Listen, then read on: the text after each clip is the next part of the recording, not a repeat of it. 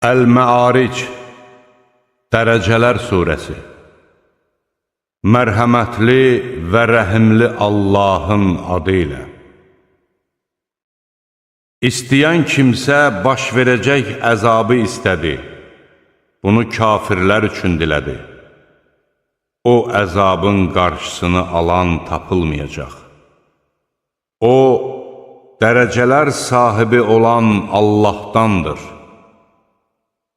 Mələklər və ruh ona doğru sayı 50 min ilə bərabər bir gün ərzində qalxırlar. Sən təmkinlə səbr et. Doğrusu, kafirlər o əzabın uzaq olduğunu güman edirlər. Biz isə onun yaxın olduğunu görürük. O gün göy əridilmiş metal kimi olacaqdır.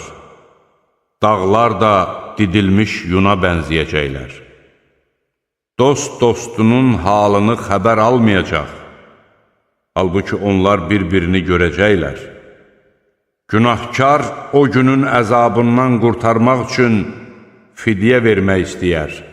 Öz oğullarını, həyat yoldaşını və qardaşını, ona sığınacaq vermiş nəslini və yer üzündə olanların hamısını, təki bu onu xilas etsin. Xeyr, bu alovu şöylələnən oddur. Başın dərisini sıyırıb çıxaran bir od. O od çağırır haqqa arxa çevirəni, ondan üz döndərəni və mal-dövlət yığıb saxlayanı. Həqiqətən insan kəmhövsələ yaradılmışdır. Ona bir pislik toxunduqda özündən çıxır, bir xeyir nəsib olduqda isə xəsislik edir. Namaz qılanlar istisnadır. O kəslər ki, namazlarını həmişə qılırlar.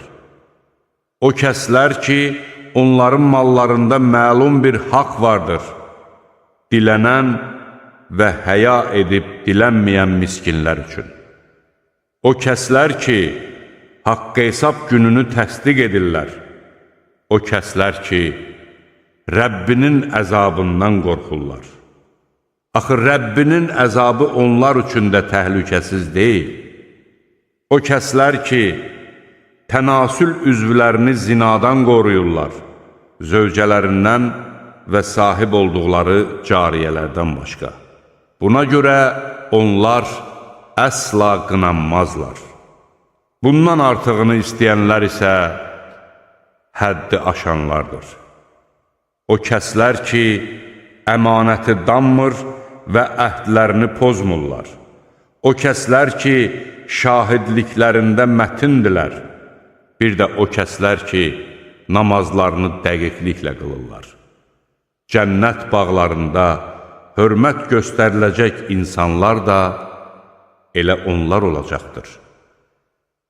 Sənə doğru tələsən kafirlərə nə olub belə sağdan, soldan dəstələrlə ətrafına yığışırlar? Deyəsən onların hamısı nəyim cənnətinə bir təhər girə biləcəklərini düşünürlər. Xeyr, bu mümkün deyil. Biz onları bildikləri şeydən xəlq etmişik.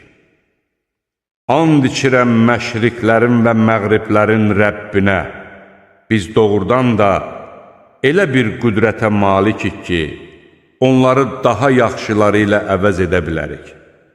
Bunda qarşımıza çıxa bilən tapılmaz. Vədə verilmiş günə çatanadək onlarla daha işin olmasın.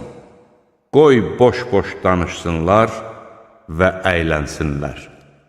O gün məbudlarına ibadətə can atırlarmış kimi onlar qəbirlərdən çıxacaqlar. O gün onların baxışları yerə dikiləcək, özlərini də zillət bürüyəcəkdir. Budur onların xəbərdar edildikləri gün.